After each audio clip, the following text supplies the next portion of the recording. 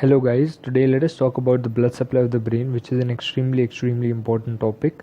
So around 15 to 20% of the total cardiac output reaches the brain. So why is it extremely important and so essential and vital to know the blood supply of the brain? It is so because even a few minutes of ischemia or loss of blood supply will lead to a death of massive, like millions of neurons. Hence we have to be thorough with this concept. So there are two systems supplying the brain. First is the carotid system and second is the vertebrobasilar system. The carotid system supplies more of the anterior part, hence it is also called as the anterior circulation. The vertebrobasilar system supplies more of the posterior part, hence it is also called as the posterior circulation. So first let us see about the vertebrobasilar circulation or the posterior circulation. So the vertebral artery, so there are two vertebral arteries which join and they form the basilar artery, hence the name vertebrobasilar circulation. So where does the vertebral artery originate from? The vertebral artery originates from the subclavian artery. So the subclavian artery, the origin of subclavian artery is different on right and left sides. So let's have a look.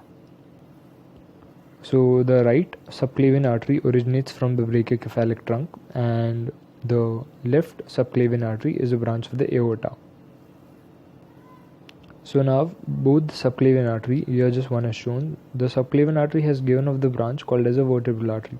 So this vertebral artery will travel in the foramina of the transverse processes of cervical vertebrae and eventually reach the brainstem, the base of the brain. From here, even here, the vertebral artery from the opposite side will pass and both will join to form the basilar artery near the upper part of the medulla.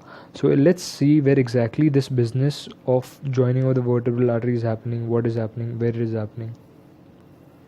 So you can see here, this is the cut section, this is the cerebellum, this is the medulla, this is the pons. So vertebral artery from either side will come here, they will join somewhere here near the upper part of the medulla. So they've joined, now they form the basilar artery, they go over the pons and after reaching the midbrain they eventually give branches which are called the posterior cerebral artery. So let's see in detail about the vertebrobasilar system. This is the midbrain, this is the pons, this is the medulla, this is the spinal cord, this is the superior or anterior surface of the cerebellum, this is the posterior or inferior surface of the cerebellum. So now these are the vertebral arteries coming from either side. They join somewhere near the upper part of medulla. From here they continue as the basilar artery. Now above the third nerve nucleus it divides and eventually it forms something called as the posterior cerebral artery. It's posterior cerebral artery. Now let's look at more branches of this system. The two vertebral arteries will give something called as a single anterior spinal artery which will supply anterior 2/3 of the spinal cord.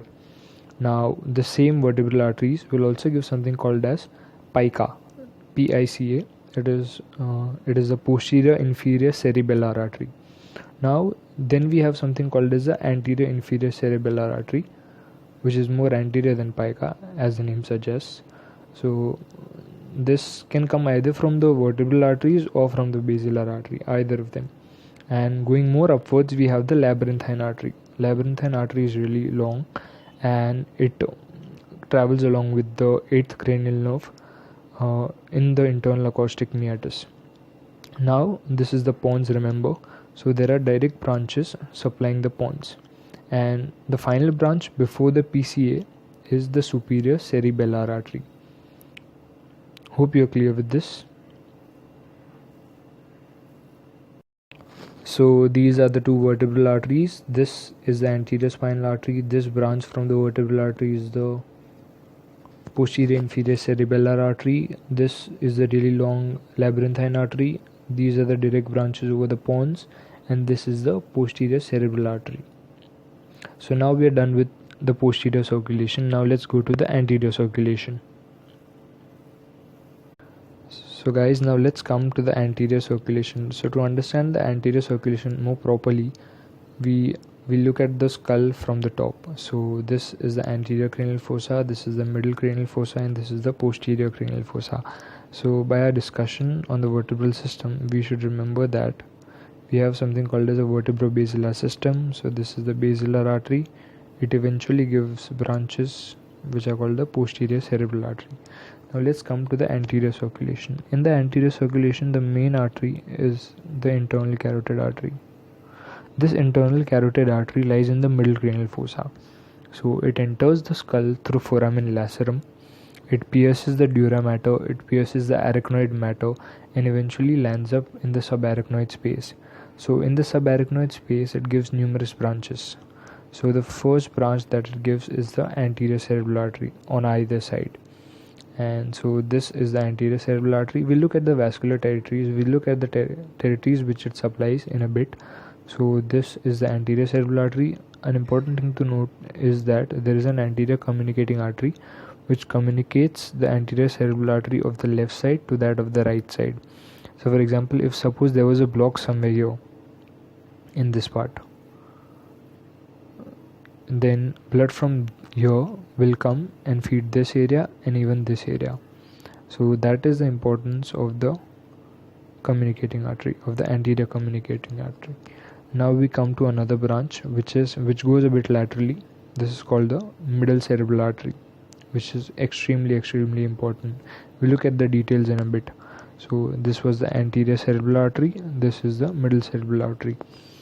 One branch that it sends posteriorly is the posterior communicating artery. This artery becomes extremely crucial and important in that way that it forms a connecting bridge between the anterior circulation and the posterior circulation. Another branch that it sends behind is the anterior choroidal artery. So I hope we are clear. And this ring that we see here doesn't look like a ring. So this ring is called the circular filus. One extremely important question that we are asked in vivas very often is that, is middle cerebral artery a part of the circular filus? So clearly not. Middle cerebral artery is not a part of the circular filus. So guys, here we are seeing the various territories under different arteries. So this territory is supplied by the middle cerebral artery. So if there is an occlusion of the middle cerebral artery, especially the cortical branches, we will have weakness of face and upper limbs on the opposite side of the body, and we'll have sensory loss on the face and upper limbs on the opposite side of the body. Also, if the dominant lobe will be involved, we'll have Broca's aphasia, that is motor aphasia. There'll be great difficulty in speaking. If this part is involved, we'll have Wernicke's aphasia, which essentially means we'll have great difficulty in understanding what the other person is saying. So this is the area under the anterior cerebral artery. Remember, this area had fibers going to and coming from the lower trunk and lower limbs. So if the anterior cerebral artery is occluded for some reason, we will have weakness on the opposite side lower limbs, or sensory loss on the opposite side lower limbs. So if you're not getting by opposite side, please check out my videos on the ascending and descending tracts to understand it. So now coming on to the medial surface. On the medial surface, you can see a lot of territory is supplied by the anterior cerebral artery. And why does that happen is because the anterior cerebral artery is given off here, then it turns around and gives off branches. So that is the reason we get a lot of area under the anterior cerebral artery on the medial surface. So guys, let's talk about the middle cerebral artery in a bit more detail. So after giving off the anterior cerebral artery, the internal carotid artery continues as the middle cerebral artery. Two things to remember about the middle cerebral artery are that it has central branches and it has cortical branches. The central branches are also called as the lenticular striate arteries.